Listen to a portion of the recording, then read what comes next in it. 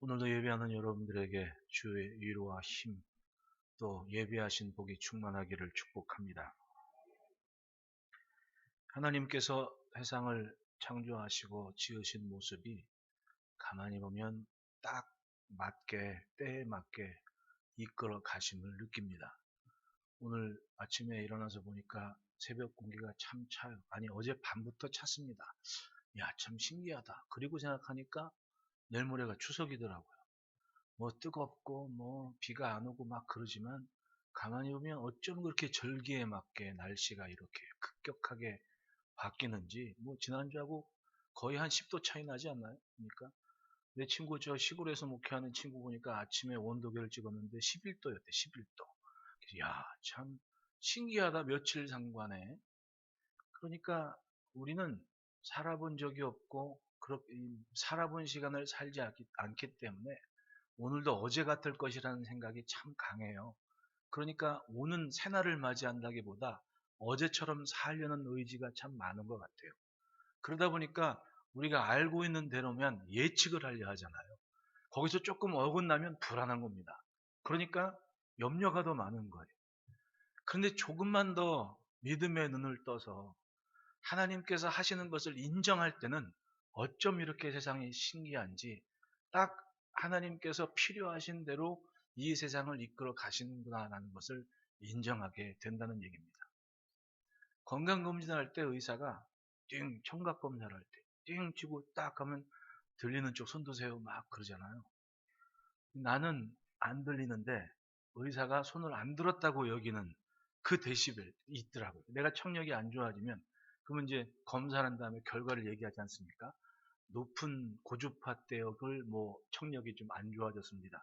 이렇게 얘기해요. 난 안 들려서 손을 안 들었는데 이건 들어야 될 소리라는 얘기죠. 왜냐면 뭐 평상시 인간의 귀가 인지하는 그 데시벨대가 있잖아요.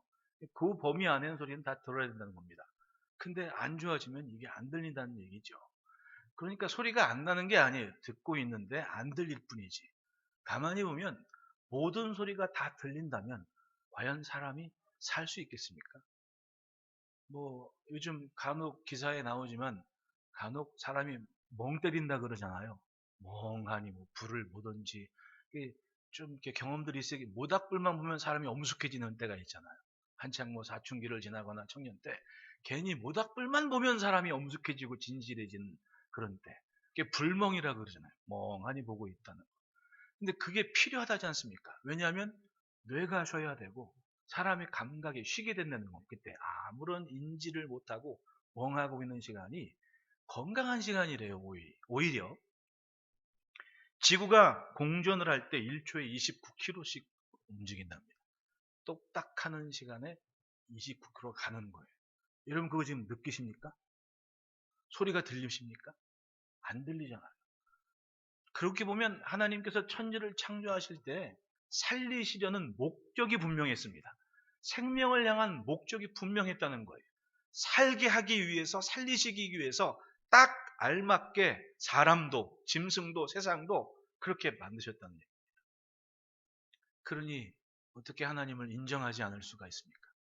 하나님은 멀리 계신 것이 아니라 딱 우리가 더듬어 찾아 발견되는 가까운 곳에 있을 만한 곳에 계시면서 우리를 살게 하시는 겁니다. 우주엔 늘 소리가 없겠습니까? 우주는 고요하다 그러지 않습니까?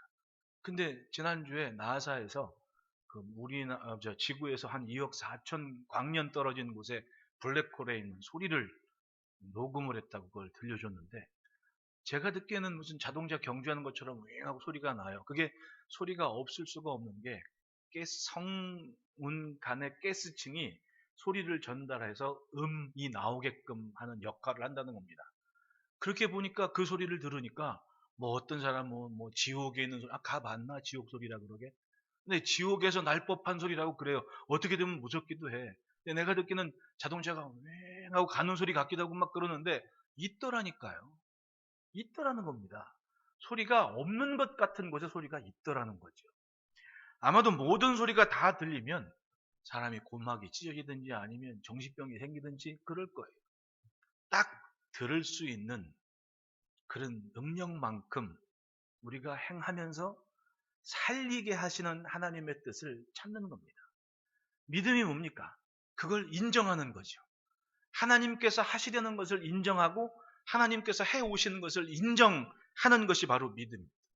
다윗은 자신이 어느 때에 이 사람이 40대 그랬는지 30대 그랬는지 50대가 그랬는지 모르지만은 늘상 다윗이 태어나기 전부터 아마 다윗이 살았던 팔레스틴 지역에는 지중해 많은 물, 즉 바다에서부터 일어난 바람들이 우리가 태풍 올 때 되면 필리핀 해상 어디서 발현된 태풍이 어떻게 돼가지고 진로가 어디에서 한반도를 거쳐간다 아니면 일본으로 간다 이렇게 하잖아요. 그것처럼 다윗이 해마다 경험해 왔던 태풍이 있는데 어느 날 어느 시점에 경험하는 그 태풍은 이건 여호와의 소리다라고 인정을 하게 됐다는 얘기예요.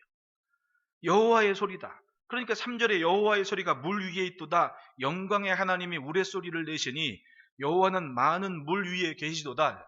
번개가 뻥뻥 치면서 천둥 소리가 나면서 저 지중해 연안에서부터 어딘가에 바람이 불고 이 바람이 불어서 가데스 광야를 거쳐서 예루살렘을 지나 레바논 쪽으로 북향하는 태풍이 늘 있었는데 어느 날 어느 시점에 바로 이 태풍과 바람이 하나님께서 가까이 계심을, 하나님께서 이 땅을 다스리심을 알만한 소리로 인정을 했다는 거예요. 인정을 했다. 범사에 하나님께서 하시는 일임을 인정하는 것이 쉽지가 않지 않습니까? 사람이 많이 알면 알수록 그래요. 그리고 많이 배우면 경험이 많고 배움이 많을수록 이걸 인정하기가 쉽지 않은 겁니다. 왜냐하면 내가 아는 것 안에서 모든 것을 결정을 짓고 싶어 하기 때문에 그런 거예요. 그러니까 항상 과거에 매여 사는 겁니다. 과거의 지식과 경험에 묶여서 오는 시간에 그 신선함을 경험하지를 못하는 겁니다. 즐겁고 감사함으로 기대하는 마음이 커야 되는데 내가 살고 있는 내가 경험한 지식과 경험이 그 모든 것을 제한을 하는 거예요. 사람이 갈수록 걱정이 많고 염려가 많고 그리고 생각이 많아지는 것이 경험이 그만큼 많아졌기 때문에 그런 거예요. 여러분, 처음 제가 운전면허를 따고 할 때 내 주변에 심지어는 안수 집사님 한 분이 모범 택시를 하고 계셨는데 운전벨트를 안 하고 운전을 하더라고요. 운전벨트를 안 하고 하더라고요. 왜? 그때까지의 모든 보편적인 경험과 지식은 안전벨트 해도 되고 안 해도 되는 거였어. 외려 안 하는 게 편해. 네? 그런 경험을 가지고 살았다는 얘기예요. 제가 자전거를 배울 때 사람들은 머리에 헬멧이나 자전거에 이걸 경광등이나 붙이지 않아도 됐습니다. 심지어는 을지로 한복판에 철로 된 자전거를 타고 박스를 한 20개 싣고 간 아저씨도 헬멧 절대로 안 썼습니다. 불편했거든요. 그런데 지금은 어떻습니까? 써야 돼요, 안 써야 돼요? 써야죠. 안전벨트 해야 돼요, 안 해야 돼요? 해야죠. 안 하면 시끄러워요, 차가 이제는. 네? 삶의 경험과 지식이 이렇게 차이가 나요. 그러면 지금의 지식을 가지고 그때 살았던 사람들한테 무조건 잘못했다고 말할 수 있어요, 없어요? 지식이라는 게 참 묘하더라니까요. 그런데 그 알미 결국은 내 주변의 모든 것들을 오히려 재단하고 판단하는 하나의 기준이 되어버리는 시대가 되어버렸습니다. 그리고 점점 알미 많아질수록 창조의 주인 되신 하나님께로부터 멀어지는 세상이 되고 있다는 얘기입니다. 왜? 하나님 없이도 살만하니까 그래요. 내가 아는 것 안에 답을 찾으면 충분히 답을 찾을 수가 있기 때문에 그런 거 아닙니까? 그것이 없을 때는 하나님밖에 볼 수밖에 없었던 거예요. 그러니까 역사를 보면 점점 적그리스도, 안티크라이스트들이 기승을 할 수밖에 없는 게 인간의 지식을 교묘하게 사용을 하거든요. 그러니까 마치 뱀이 하와를 유혹해서 정말 죽냐라고 얘기하면서 하나님께서 말씀하신 것을 한 번 더 비틀어서 생각할 수 있게끔 여력을 열어준 순간부터 이 사람의 인지 능력이나 방향이 어긋나기 시작한 거 아니에요. 죄는 뭐예요? 어긋나는 거거든요. 벗어난 겁니다. 어딘가에서부터. 죄된 인류가 된 거예요. 그런데 하나님은 사람이 그렇게 지식도 많아지고 경험도 많아지고 발전되면 될수록 하나님 없는 세상을 꿈꾼다고 할지라도 하나님은 계셨습니까? 안 계셨습니까? 항상 하나님은 계셨고 하나님께서 하시고 싶은 일을 하셨거든요. 어쩌면 지금 이루어지는 이런 기후변화도 사람이 살아온 것에 비하면 자연스러운 것일 수도 있다는 얘기입니다. 왜냐하면 사람이 염려하고 걱정하는 것은 뭐예요? 이제까지의 데이터 때문에 그런 거 아닙니까? 그런데 앞으로 어떤 일이 벌어질지는 모르는 거예요. 예측을 할 뿐입니다. 공교롭게도 신기하게도 미래학자들이 예측한 것만큼 일이 이루어지고 있습니다. 그만큼 벗어나질 않았거든요. 그렇다고 한들 하나님이 계시지 않겠냔 말이에요. 누가 이런 일을 이루어가냐. 그러니까 다윗도 지금 이렇게 보편적인 사고를 가지고 살았습니다. 하나님을 믿고 예배하지만은 사는 건 똑같았단 말이죠. 그런데 어느 날 느끼기에 그날 그 시에 이루어지는 그 태풍을 지금 그때로 돌아가서 인지할 때는 이건 하나님께서 하신 것이 아니면 있을 수 없는 일이구나. 그리고 태풍의 진로에 따라 이루어지는 것에서 하나님의 손길을 인정하는 겁니다. 자기의 일상에서 하나님의 소리를 인정하고 들은 거예요. 따라합시다. 들림이 복이다. 그걸 평상시에는 그냥 지나가는 태풍,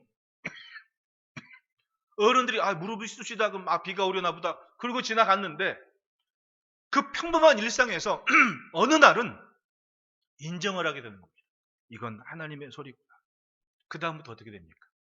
하나님과 그만큼 더 친밀해지는 거죠. 오는 시간을 하나님의 계획 안에서 이루어지는 것임을 인정하게 되죠. 하나님께서 하시는구나. 하나님께서 이루시는구나. 지난주에도 말씀을 드렸지만 사도 바울께서 환상을 보았습니다. 이 환상을 그 당시에 보편적인 지식이나 경험으로 치자면 이걸 신기하게 계시니 환상이 이렇게 해석할 일이 아니에요. 그 당시에 보편적인 유대인의 지식과 경험으로면 이방인인 마케도냐 사람이 자기의 환상에 나타나가지고 마게도나로 건너와서 우리를 도우라라고 얘기에 손짓을 합니다. 이게 좋은 꿈이에요? 나쁜 꿈이에요? 이건 진짜 안 좋은 꿈이었어요. 왜 하필이면 개 취급하는 이방인이 꿈에 나타나가지고 이 꼴을 하나? 라면서 보편적인 기준, 유대인의 기준이었다면 이날은 완전히 이거 완전히 공신날이다. 이렇게 할 만한 날인데 사도 바울께서는 자신이 그날 그 시점에 그 환상을 보았을 때 인정을 하지 않습니까? 이것은 하나님이 저 사람들에게 복음을 전하라고 우리를 부르신 줄로 인정함이러라라고 얘기를 해요. 하나님께서 사울을 부른 것도 아니었어요. 바울을 부른 것도 아니었고 다윗을 부른 것도 아니었어요. 근데 다윗이건 사도 바울이건 인정을 했다는 얘기입니다. 자기가 경험하는 시간에 들리는 이야기 그리고 보여지는 현상을 인정을 했다는 거예요.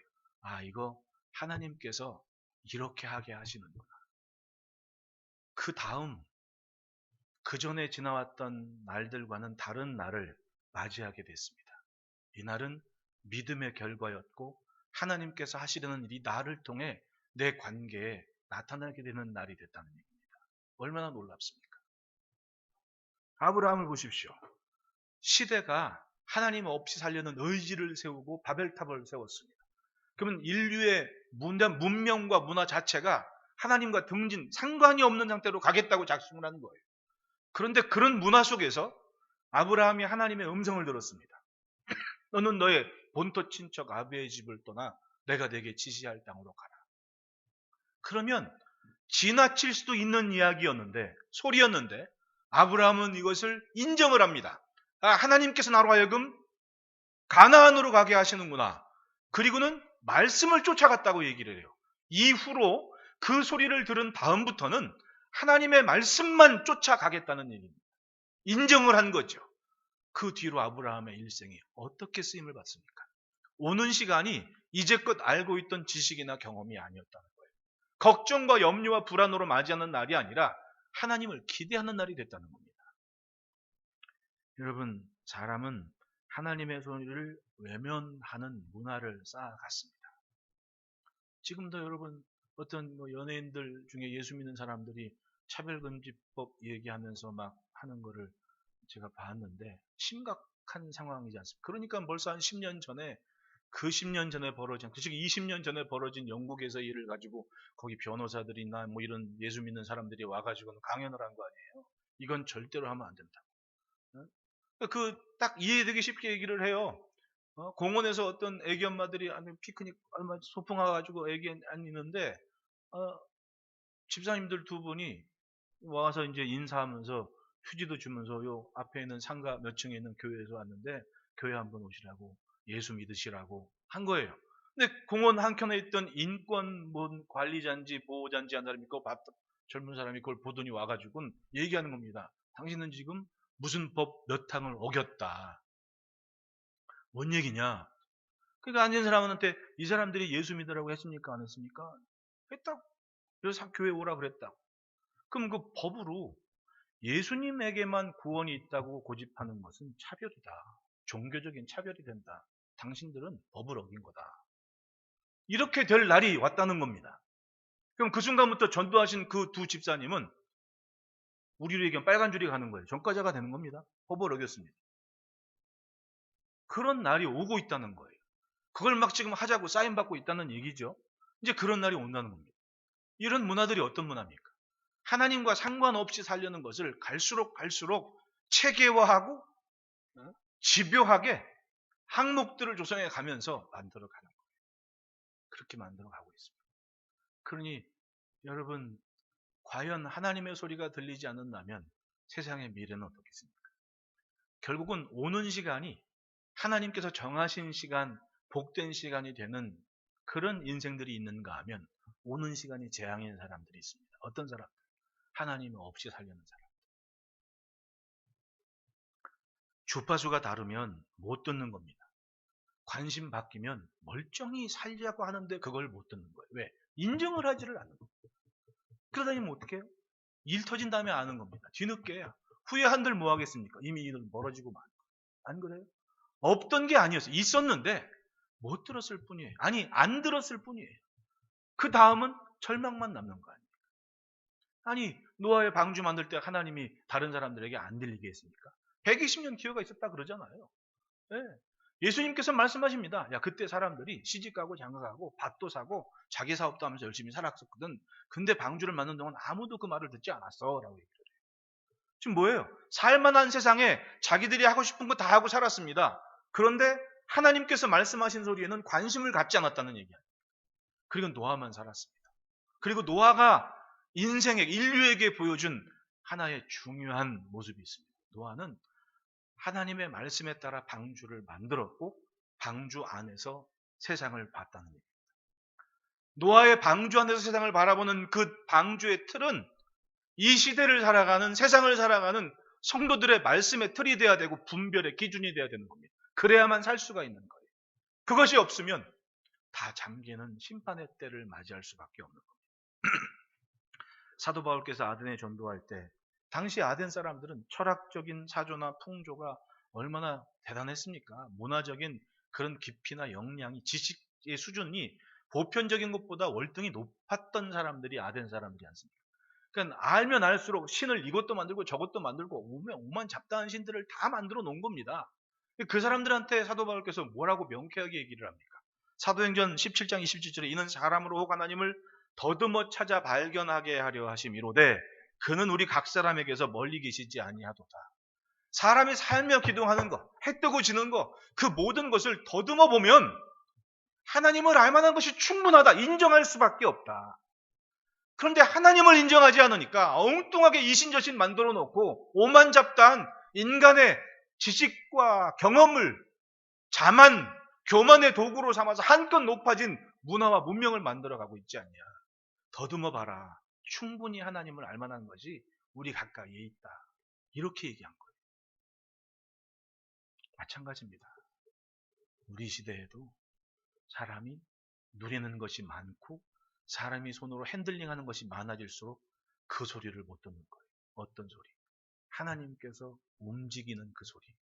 하나님께서 말씀하시는, 살자 하시는 그 소리를 못 듣게 되는 겁니다. 여러분, 하나님은 충분히 우리 가까이에 계십니다. 더듬어 찾아 발견되실 거리에 주님이 계신다는 거예요. 네? 어릴 적에 눈 가리고 술래잡기 할 때 꼭 일부러 잡혀주는 언니들 있잖아요. 이 언니들은 잡혀줄 준비가 돼 있는 분들이야. 얼마 천사지 천사. 아니었어 봐 밤새 다 집에 가버려. 그때까지 못 잡지 어떻게 잡아요 꼬마들이. 근데 이 언니는 마음이 좋아서 어디 있다고 박수까지 지금 잡힐 준비를 하고 있는 겁니다. 동생 대신 순례하려고. 마치 하나님은 그렇게 더듬어 쳐져 발견되실 준비가 되어 있는 분인데 어리석은 인간이 그 가까이에 계신 주님의 더듬어 보지도 않더라는 거죠. 집중해 보지도 않더라는 거죠. 그리고 마치 하나님이 안 계신 것 양 그렇게 살아가는 거예요. 우리는 다윗의 모습처럼 늘 되풀이됐던 시간이지만 어느 날 깨닫게 됩니다. 야, 이거 하나님이 아니시면 과연 누가 이렇게 만들어 가겠냐. 살리시려는 하나님이 아니시면 과연 누가 이렇게 세상을 이끌어 가시겠냐. 여러분, 하나님의 소리를 듣고 생명의 반응이 있는 그런 삶을 지켜냅시다. 그러므로 따라합시다. 세상은 하나님이 다스리신다.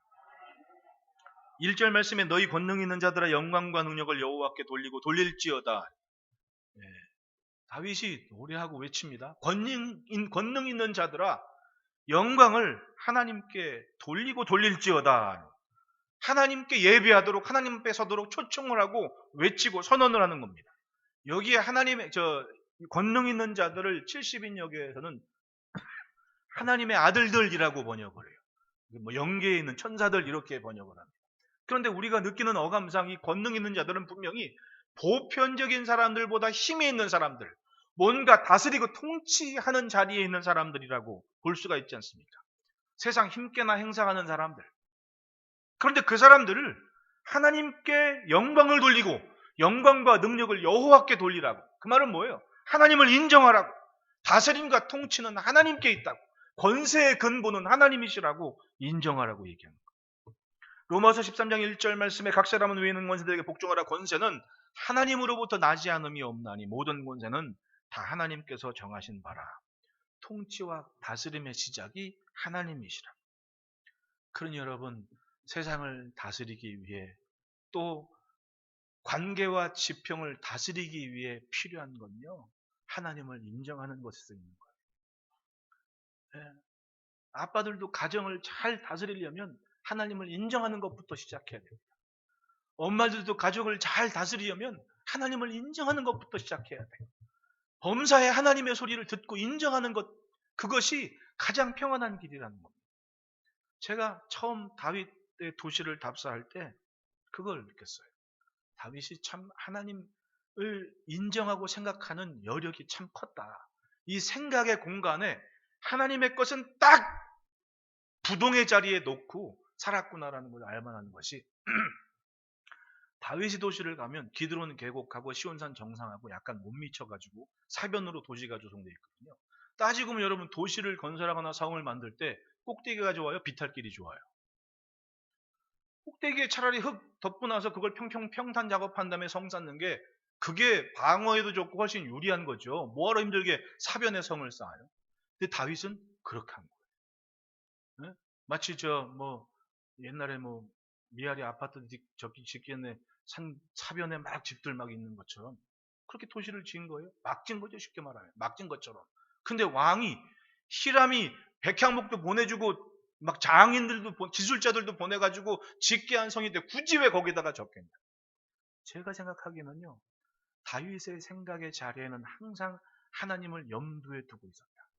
그러니까 성전 짓기 딱 좋은 공간 그곳을 딱 정상에 남겨놓고 자기가 왕노릇하는 도시를 지었다라고 생각을 할 수밖에 없더라. 내 경험이나 지식을 가지고 하나님을 인정하고 산 겁니다. 그렇게 사니 여러분 성경 보십시오. 다른 후손들이 왕노릇할 때 항상 기준이 누구였습니까? 다윗처럼 했는지 안 했는지가 기준이었지 않습니까? 하나님을 인정하는 게 하나님의 다스림을 인정하는 게 이렇게 위대한 겁니다. 하나님을 인정하니까 하나님이 인정해 주시지 않습니까? 사람 사는 것 자신의 경험 때문에 요동하는 거 아니에요? 비가 안 오니까 안 온다고 얼마나 노심초사하고 막 근데 비가 막 왔어. 주는 비는 또 담지도 못하네. 그게 사람이잖아요. 그런 걱정만 하고 있는 겁니다. 뭐가 있네 어쩌네 재앙이네. 아는데 아무것도 못해. 인정을 해야죠. 그러면 지금 무엇을 해야 되는지, 생명의 선택이 무엇인지 결정을 할 시간입니다. 가까이에 더듬어쳐져 발견되신 하나님이 이거 내가 하는 건데라고 외치고 부르짖고 속삭이기도 하시고 하시는데도 엄한 데 가서 소리지고 있는 겁니다. 하나님은 자기 자질을 아는 인생을 도우시는 겁니다. 다윗은 그것을 알았기 때문에 얼마나 하나님을 기뻐했습니까? 법궤 앞에서 춤을 추면서 하나님 마음에 맞는 모습을 갖지 않습니까?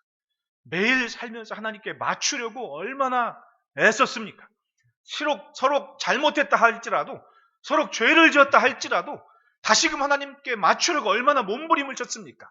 심상이 젖도록 눈물 흘리면서 하나님께 회개하는 모습으로 하나님을 찾지 않습니까?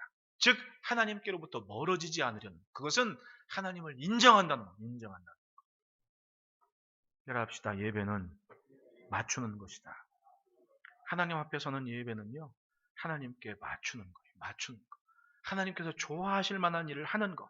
그 2절에 여호와께 그의 이름에 합당한 영광을 돌리며 거룩한 옷을 입고 여호와께 예배할지어다라고. 응? 하나님께 맞출지어다. 하나님께 맞출지어다.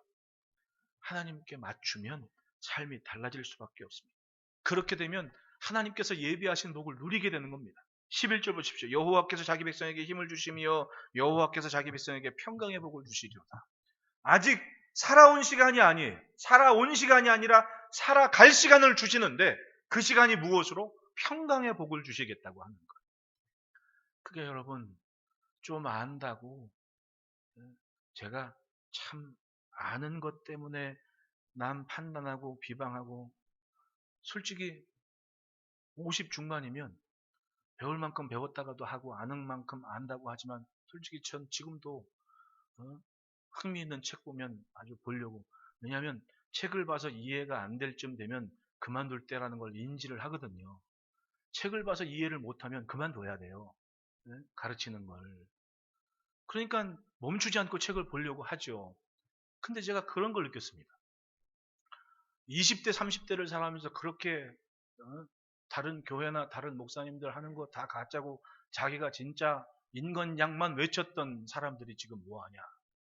어떤 사람은요, 난 몰랐는데 후배하고 밥 먹다가 지난 화요일날 후배하고 밥 먹다가 그런 얘기를 해요. 아니, 그분이 수도사가 됐어요. 그렇게 얘기를. 목사가? 아, 수도사가 됐대요. 진짜? 난 깜짝 놀랐습니다. 그 순간은 한순간은 흔들리는 겁니다. 그래도 한때를 살았을 때는 교계에서 이런 영향력 있는 모습, 교단은 다르지만 그런 일을 했던 분들이 왜 존경도 하고 그 아니라고 막 다른 건 다 가짜고 자기가 진짜라고 얘기해도 인정을 해주면서 그렇게 봤던 분이 한순간에 수도사가 됐대요. 근데 나는 지금 내가 공부하고 내가 목사의 양심을 가지고 예수님이 수도사가 되라는 거는 조금 성경적이 아닌 것 같다는 생각이 듭니다. 왜냐하면 아니 기껏 제자들 예수 믿기 위해서 어디로 가라 그랬어요? 네? 우린 노래도 하지 않습니까? 갈릴리로, 사마리아, 예루살렘 땅까지 가라고. 그건 뭐예요? 군중들과 무리들 틈바구니에서 나 하나님 믿는데 이렇게 삽니다라는 것이 알만한 것이 보여지는 생명줄 노릇을 해야 될 거 아닙니까? 그런데 갑자기 수도사 옷을 입고 산골짜기에 들어가서 딱 어떤 장로님이 3억을 줬대. 그걸 또 몇 년 전에 그거 가지고 한 거예요. 아니 3억을 줬으면 뭔가 선교원을 짓든지 선교사님들 오면 쉴 수 있는 집을 얼마나 좋겠습니까? 알고 보니까 이게 주님을 위한 건지 자기를 위한 건지 모르지만 수도원 하나 만들어가지고 수도가 됐다고 목사가 마치 사제 서품 받듯이, 여기 여러분 이 신부들이 독신으로 살잖아요. 자기의 정욕이나 무슨 욕심을 내려놓는다고 하면서 여기서 바닥에 엎어져가지고 며칠이가 있다고 그러잖아요. 그리고 서품 받잖아요. 십자가 뒤집어 쓰고. 그걸 한 거예요. 목사가. 그렇게 되니까 잠깐 동안 내 정신세계가 좀 흔들렸습니다. 이게 도대체 세상이 어떻게 돌아가냐. 예수님은 정말 은혜를 받고 삶의 직장이건 학교건 삶의 틈바구니에서 소금을 만들고 빚대고 안 하고 살게 하시니까 얼마나 대단한, 여러분들 대단한 겁니다. 차라리 목사님보다 나아. 왜냐하면 목사는 만나는 사람들이 목사니까. 시험거리가 있어요. 유혹받을 게 있어요. 뭐가 있어요? 아무것도 없거든요. 근데 성도 여러분들은 직장에서 원수들이 많아요, 안 많아요? 왼수들이 많아요, 안 많아요? 옛날에는 무슨 서세원 씨 나와가지고 뭐 그 무슨 퀴즈 하는데 할아버지가 뭐 있잖아 할머니가 막 설명을 하는 거예요. 막 할머니가 있잖아 당신하고나 그러니까 할아버지가 왼수 그러더라고. 왼수. 난 그게 잊혀지지가 않아. 그 장면 어쩜 웃기는지. 살다 보면 왼수가 많아요, 많아요. 근데 그 왼수들의 틈바구니에서 난 뭐 하고 있어? 줘요. 그러면서 살아내고 있잖아요. 이건 영적인 전쟁이지. 승리했으니까 여기 앉아 있는 거야, 솔직히. 그게 주님이 바라셨기 때문에 이루어지는 일이지. 기껏 목회 수십 년 하고 수도사 옷 입고 장벽 쌓고 있는 게 과연 주님이 원하시겠냐. 내가 그런 얘기 했습니다, 처음에. 우리 친구들하고 얘기할 때. 성막이 자기가 만든 게 진짜라고 얘기하길래 아니 유대인들 문화권에서 나온 문화를 인정을 해야지 왜 이 한반도에서 산 양반이 자기가 만든 성막만 진짜라고 그러냐. 진짜는 그 동네 가서 그 동네 사람들이 만든 걸 봐야 진짜지. 부득불 자기가 만든 게 진짜라고 얘기하더니 결국은 그러니까 참 세상이 어떻게 가는지를 모르겠어요. 좀 어떻게 좀 가만히 보면 요즘은 유튜브는 이런 거 많아가지고 성도들이 몰라도 되는 이 흉들을 막 봐가지고 교회라는 공교회에 대한 개념들이 완전히 무너진 시대가 돼버린 겁니다. 교회는 주님의 몸이잖아요. 근데 요즘 성도들은 자기 교회만 교회인 거야. 자기네 목사가 목사인 거야. 그렇게 돼버렸어. 왜냐하면 그렇게 만들었거든. 남 욕하면 2등이 되는 줄 알아요. 1등 가는 사람 욕하면 자기는 2등인 줄 착각을 해. 그러니까 실컷 다른 교회 비난하니까 어떻게 됩니까? 성도들 생각에 교회에 대한 존중에 대한 이미지가 점점 쇠퇴하는 거예요. 그게 카톨릭하고 우리하고 차이예요. 카톨릭은 뉴스거리 하나 딱 나오면 언론 담당 사제가 이걸 방송국인이 기자니 찾아갖고 설득을 해가지고 그걸 내려 뭐 대기업하는 것처럼. 그러니까 무슨 사건 사고 터지면 거기는 열흘 안 돼서 싹 묻혀. 근데 교회는 10년 전 얘기 또 나오고 5년 전 얘기 또 나오고 이놈저놈 나가니까 어떤 교회는 대단히 좋은 교회고 어떤 교회는 이렇게 돼버리는 거예요. 결국은 뭐 한 겁니까? 주님의 몸을 욕되게 한 거 아니에요. 참 조심해야 돼요, 우리. 하나님께서 다스리는 것을 가까이 계신 하나님의 손길과 터치를 나 스스로 인정하지 않으면요. 한순간에 교만해지는 겁니다. 그리고 남 험담하고 자기는 2등 가는 거예요. 얼마나 우스운 세상입니까? 그걸 쫓아가게 만들어요. 주님 앞에 서는 것은 주님께 맞추는 겁니다. 어떻게 하든 말과 삶이 주님께서 좋아 보이시는 것이 무엇일까라는 걸 생각하고 찾아가는 겁니다. 그게 더듬어 찾아 발견하는 겁니다. 하나님. 멀리 계시지 않습니다. 충분히 지금 내가 아는 것, 지금 내가 경험한 것 가지고 내 곁에 계신 주님을 알만하다고요. 주파수가 다르니까 못 듣고 있는 거예요. 여러분, 하나님께 집중합시다. 엘리야를 보십시오. 천둥 속에서 번개 소리에도 들리지 않던 주님의 세미한 음성을 들었다고 하지 않습니까? 가장 나지막히 가장 가까이에서 속삭이는 주님이 계셨다는 거예요. 하나님이 살리시려고 이 땅을 다스리고 계십니다. 하나님의 다스림에 순종합시다. 둘째로 따라합시다. 가까이에서 말씀하신다. 비가 오지를 않는 이 근동의 지역은 모든 것이 쩍쩍 갈라지고 타들어가는 시간이죠. 그 일상이 아마도 다윗이 뭐 30대가 됐건 40대가 됐건 50대가 됐건 아마도 이 노래를 하기 전, 이 고백이 있기 전까지 매일매일 반복되는, 매해마다 반복되는 일상이었겠죠. 근데 이날만큼은 달랐습니다. 자기 앞에 이루어지는 일들이 이건 기도의 응답이고 이건 하나님께서 하시는 하나님의 소리구나. 본문에 7번이나 여호와의 소리를 얘기를 해요. 노래를 하면서 아주 확실하게 하나님의 소리로 인정하는 거예요. 그날만큼은. 해마다 있었던 일인데 이날만큼은 하나님의 소리로 확실하게 인정할 수밖에 없는 그런 믿음의 기회, 믿음의 역량을 발휘할 시간이 됐다는 얘기죠. 저 먼 바다에서 바람이 불고 점점 커지면서 광야를 휘젓고 다니고 예루살렘 앞을 지나가면서 비를 막 쏟아내리는데 이 비가 좋기만 한 게 아니에요.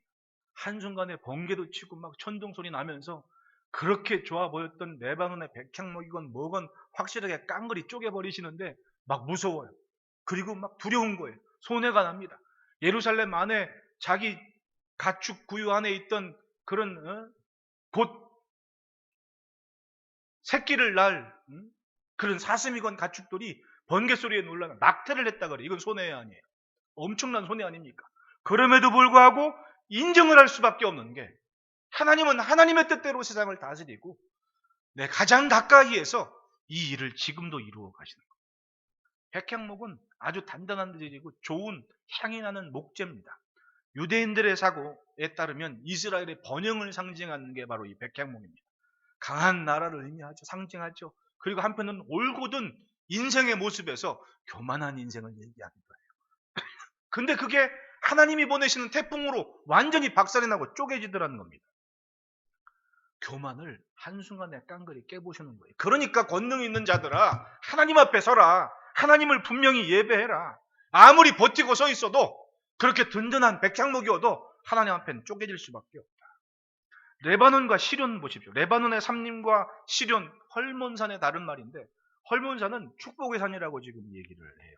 부의 상징이고 풍요로움의 상징이고 헐몬의 이슬이 녹으면서 갈릴리를 통해서 요단강을 통해서 갈릴리까지 생명의 젖줄이 되는, 근데 그 모든 것을 한순간에 아무렇지도 않게 여기게 되는 겁니다. 왜? 아무리 그렇다 한들 하나님께서 비를 주셔야만 복된 것이 복이 될 수 있는 것. 그걸 하필이면 이날 알았다는 거예요. 그 전에 이루어질 때까지는 그냥 덤덤하게 지냈는데 이날만큼은 그걸 인정을 하게 될 수밖에 없었어요. 왜? 그것이 지금 다윗의 믿음의 상태고 영의 상태였으니까. 우리도 그렇잖아요.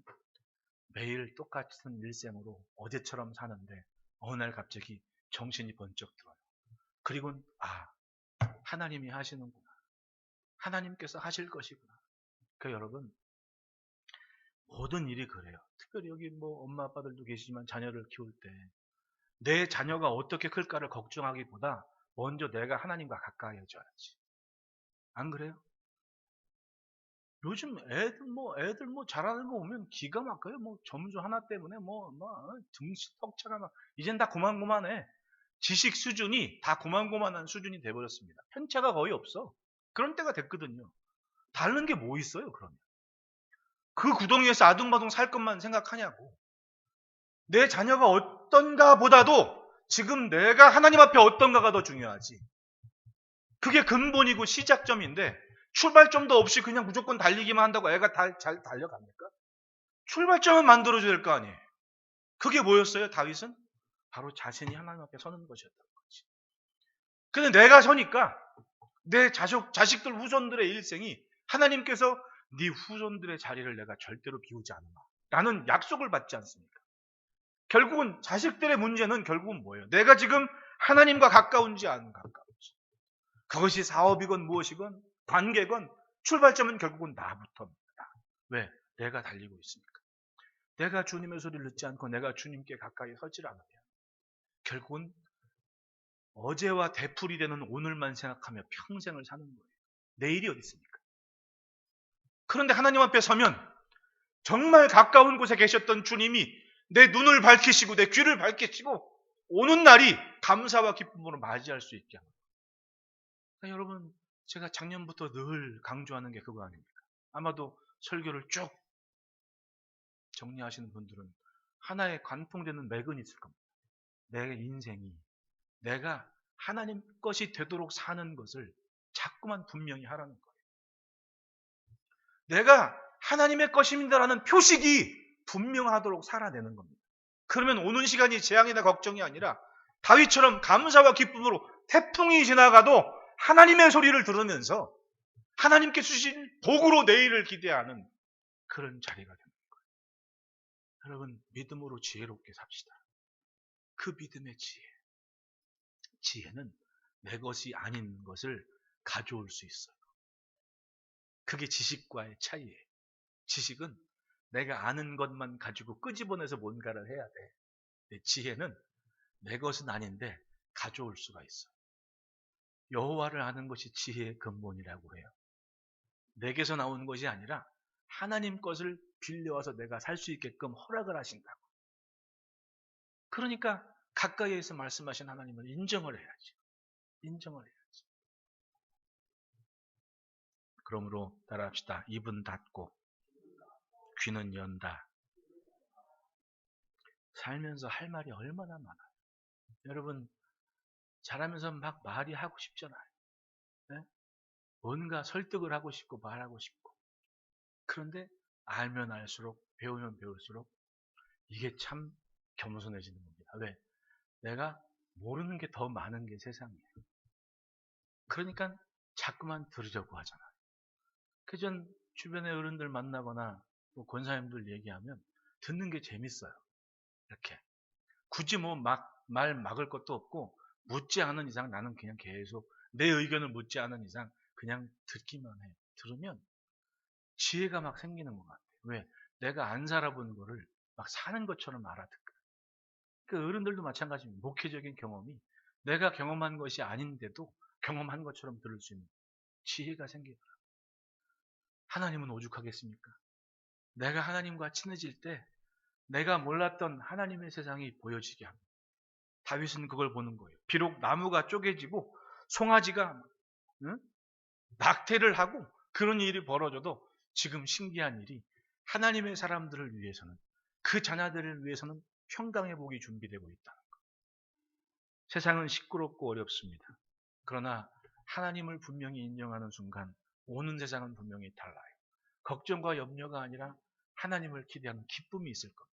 그러므로 따라합시다. 넘치도록 풍성하게 하신다. 10절 11절에 여호와께서 홍수 때에 저장하셨으며 여호와께서 영원하도록 왕으로 저장하시도다. 여호와께서 자기 백성에게 힘을 주시며 여호와께서 자기 백성에게 평강의 복을 주시도다. 적어도 이 11절과 10절은 10절에는 과거의 확실한 사건을 얘기하죠. 언제? 노아가 방주 만들었을 때. 노아가 방주 만들었을 때 하나님께서 살릴 사람이 누군지 알고 계셨어요. 그리고 하나님의 말씀에 반응하는 사람은 다 살릴 준비를 하고 계신 거예요. 아무도 반응을 안 했습니다. 노아의 가족 말고. 노아가 살았어요. 그리고 선언을 하죠. 서론에서 말씀드렸지만 뭐예요? 사람들이 시집가고 장가가고 밭도 사고 바쁘다고. 예수님께서 오셔서 하신 말씀이야. 그때 사람들은 이것저것 때문에 바쁘다고 말을 듣지 않고 노아의 가족만 살았어 라고 예수님께서 하신 말씀이거든. 그러면 그 시대의 사람들은 다 하나님 없이 살아도 충분하다고 살았던 시대였어. 근데 그것 때문에 하나님께서 물로 세상을 심판하셨다고 얘기하죠. 그 노아에게 약속을 하십니다. 다시는 물로 심판하지 않을게. 그런데 사람들은 지금도 여전히 비가 많이 오면 불안해요, 안 불안해요? 걱정이 돼야 한대요. 심지어는 한 3일 연속 비 오면 아유 노아 때 그랬었구나라고까지 얘기하신 말씀하신 어른들도 있어요. 왜? 우리의 DNA에 그런 경험이 잠재적으로 있거든. 두려워요. 하늘에서 뭐가 끊임없이 떨어지면 걱정이 되는 겁니다. 근데 하나님은 차라리 그러면 정신 차릴 텐데 더 이상은 물로는 심판 안 하시는 거예요. 근데 기억은 하게 하시는 거예요. 물이 얼마나 무서운지. 네. 그리고 지금 여기 있는 이제는 오는 시간입니다. 어떻게 하든 하나님의 소리를 인지하고 반응하고 그 안에 사는 인생은 11절입니다. 여호와께서 자기 백성에게 힘을 주시며 여호와께서 자기 백성에게 평강의 복을 주시리로다. 앞으로 오는 시간은 두려움과 걱정이나 염려가 아니라 하나님께서 하나님의 것을 복되게 하시는 평강의 복을 누릴 것이다. 할렐루야. 여러분 걱정이 되고 염려가 되십니까? 하나님의 소리에 귀를 기울이시기를 축원합니다. 더듬어 찾아 발견되는 거리에 하나님의 계심을 인정하시기를 축원합니다. 어떤 집에서 아내하고 남편하고 하건 자녀하고 진실하게 그래도 금요일날 저녁이건 주일 저녁이건 밥상에 마주 앉아서 한 주간 동안 하나님의 손길을 느낀 것이 있니 없니 한 번이라도 물어보시기를 바랍니다. 의외로 자녀들에게서 하나님의 소리를 들을 때가 있습니다. 야, 이 녀석이 나보다 믿음이 좋구나. 삶을 단돌이 해야 돼요. 하나님께로부터 멀어지지 않도록 하나님의 소리가 들리도록 귀가 막혔으면 뚫어서라도 그 소리를 인지하도록. 다윗은 두려움과 감사가 오가는 시간에 놀라운 광경을 인정했습니다. 아, 하나님은 가까이 계시는구나. 하나님이 지나가시는구나. 네. 평범한 해마다의 일이었지만은 그날만큼은 달랐습니다. 아, 하나님께서 소리를 내시며 지나가시는. 우리가 사는 세상을 보십시오. 해 아래 새 것이 없다고 얘기를 해요.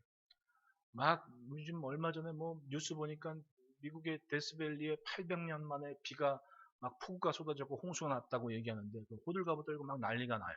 그럼 여러분 상식적으로 800년 전에 그 비가 있었다는 거예요, 없었다는 거예요? 있었던 게 또 왔어요. 다만 하나님의 은혜로 800년 동안 잠잠했을 뿐이지 800년에 그랬다는 얘기예요. 1995년도 사우디아라비아 사막에 홍수가 나서 하루에 300명이 죽었대요. 300명. 1995년도에 우리가 살았을 때 살아왔던 시절이었습니다. 그러면 1995년도에 있었던 일들이 지금 2021년, 2022년도에 또 벌어지고 있는 거예요. 그때 있었던 일이. 단 아둔한 인간이 하나님께서 해나가시는 길을 인정하지 않을 뿐이지 하나님은 여전히 하나님의 뜻대로 세상에 말씀을 하시고 채찍질을 하시고 경계를 하시고 하나님을 향하도록 하시는 거예요. 목적은 뭡니까? 하나님을 향하는 인생들에게는 평강의 복을 주실 것이다. 여러분, 우리는 어떤 존재로 어떤 가치로 이 세상을 살고 있습니까? 우리의 정체성을 분명히 합시다. 하나님께서 복을 주려 하시는 그 자리에서 하나님의 은혜를 누려가는 생명의 삶이 되시기를 축원합니다. 기도하겠습니다.